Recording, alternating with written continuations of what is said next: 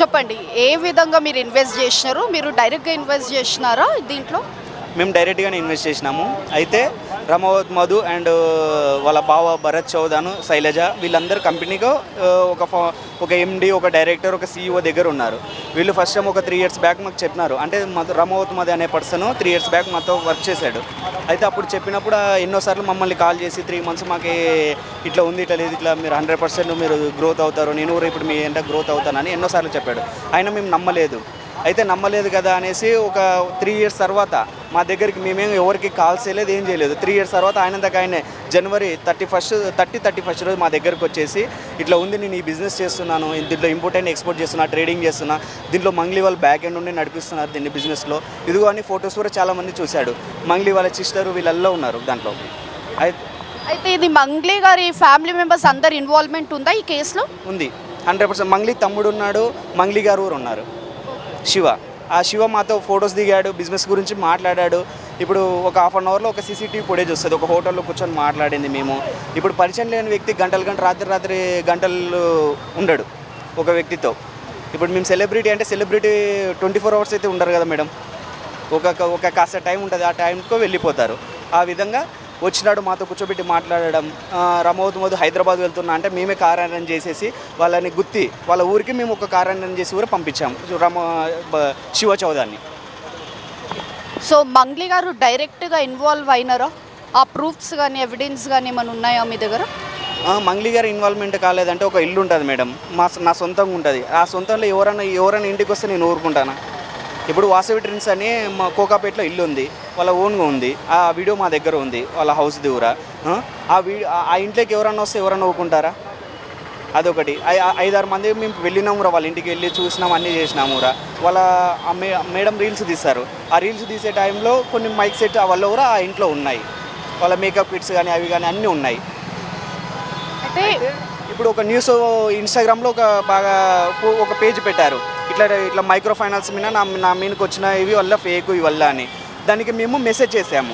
Message చేస్తే వెంటనే మా ఇన్స్టాగ్రామ్ ఐడీలు బ్లాక్ చేసినాము, కామెంట్ సెక్షన్ ఆఫ్ చేశారు. పెట్టిన ఒక 1/2 hourకి మేము రిప్లై ఇచ్చినాం.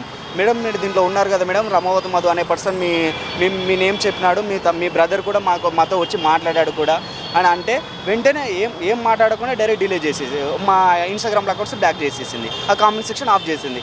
తప్పు లేకుండా అలా ఎవరు చేయరు. అయితే మీరు పర్సనల్గా ఎంత ఇన్వెస్ట్ చేసినారు? నేను పర్సనల్గా నా సొంతంగా 10 లక్షలు ఇన్వెస్ట్మెంట్ చేశాను. మీతో పాటు ఇంకెంతమంది ఉన్నారు దీంట్లో? 130 మంది ఉన్నారు. అందరి ఇన్వెస్ట్మెంట్ ఎంత ఉంటుండొచ్చు అందాజా మేడం?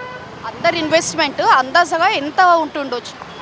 ఒకరు 5 లక్షలు పెట్టినారు, ఒకరు 10 లక్షలు పెట్టినారు, ఒకరు 20 లక్షలు పెట్టినారు, ఒకరు 30 లక్షలు పెట్టినారు. ఎవరు సొమ్ముతున్నంత వాళ్ళు పెట్టుకున్నారు. ఏమంటే లాస్ట్కి వాళ్ళ పొలాలు అమ్ముకొని వస్తుంది కదా, మనవాడే కదా, వీళ్ళంతా సెలబ్రిటీలు కూడా దీంట్లో ఉన్నారు కదా అని ఇంటెన్షన్ మీద వీళ్ళు అమౌంట్ పెట్టేసినారు. ఇప్పుడు అందరికీ చూపించేసినాడు మొత్తం. ఇప్పుడు మీరు పే చేసినట్టు ప్రూఫ్స్ ఏమైనా, అంటే మీరు క్యాష్ ద్వారా ఇచ్చినారా లేకపోతే మళ్ళీ? బ్యాంక్ స్టేట్మెంట్స్, టోటల్గా బ్యాంక్ స్టేట్మెంట్సే ఉన్నాయి. ఆల్రెడీ కంప్లైంట్ కూడా రైజ్ చేశాం మేడం. దాని అక్కడ ఆ ద్వారా వస్తున్నాము, ఈ ద్వారా వస్తున్నాము. ఇప్పుడు పోలీస్ ద్వారా రాకపోతే మా దూరం తప్పు అవుతుంది. అందుకోసమే పోలీస్ స్టేషన్లో కంప్లైంట్ ఇచ్చినాము అండ్ కోర్టు త్రూగా వెళ్ళాలని ఈ విధంగా కూడా వెళ్తున్నాం. డైరెక్ట్గా కానీ ఇండైరెక్ట్గా కానీ మంగ్లీ గారి నుంచి అయినా వాళ్ళ ఫ్యామిలీ మెంబర్స్ త్రూ అయినా మీకు ఏదైనా బెదిరింపులు కానీ అవి ఏమైనా వచ్చినాయా? మాకు రాలేదు, సుబ్బు సార్కి వచ్చాయి. ఇప్పుడు ఎంతోమంది ఎలిగెంట్స్ చాలా విధంగా చేస్తున్నారు. లాయర్ గారు వాళ్ళని చాలా విధంగా హెరాస్మెంట్ చేస్తున్నారు, యాక్సిడెంట్ చేస్తా అని. సార్ మాతో ఎన్నోసార్లు చెప్పినాడు, ఈ విధంగా అలిగేషన్స్ వస్తున్నాయి, నాకు మనీ కూడా ఆఫర్ ఇస్తున్నారు, కానీ మేము అలా ఉండను, న్యాయం తరపునే ఉంటాను అనేసి సార్ కూడా మాకు సపోర్టివ్గానే ఉన్నాడు. మాకు సపోర్టివ్గా ఉన్నాడు కాబట్టి ఆయన మీద అన్ని ఎలిగేషన్స్ చేస్తున్నారు. వాళ్ళు ఇచ్చిన డబ్బు తీసుకొని మరసంగా ఉంటే ఆ ఎలిగేషన్స్ తీసుకురారు. వాళ్ళు డబ్బుకు లొంగలేదు కాబట్టి ఈ విధంగా హెరాస్మెంట్ చేస్తున్నారు సార్ కూడా. ఇంకొక ఇష్యూ కూడా వస్తుంది కదా, మంగ్లీ గారి సిస్టర్ని మ్యారేజ్ చేసుకుంటాము అనేటని, ఏంటది అసలు ఇష్యూ? అది పరోక్షంగా కానీ ప్రత్యక్షంగా కానీ రమావత్ మధు చెప్పాడు, వాళ్ళ తమ్ముడు కూడా చెప్పాడు ఈ విషయం. ఇట్లా లేదు, ఇట్లా అక్టోబర్లో ఒక వనం రిసార్ట్లో ఒక చిన్న మీటింగ్ జరిగితే అందరం వెళ్ళాం. 150 మంది ఉన్నారు. 50 మంది ముందర రమావత్ మధు చెప్పాడు, ఈ విధంగా ఉన్నాము, ఇట్లా లేదు ఇట్లా అనేసి. సో ఫైనల్గా ఏం కోరుకుంటున్నారు? ఫైనల్గా మా అమౌంట్ మాకు వస్తే చాలు మేడం. ఎవరిని మేము తప్పుదో పట్టలేదు, ఏం చేయటం లేదు. మా అమౌంట్ వాళ్ళ దగ్గర ఉందని మాకు తెలుసు. కానీ దాన్ని ఆ అమౌంట్ని ఎటా రాగొట్టుకోవాలో మాకు కన్ఫ్యూజన్గా ఉంది.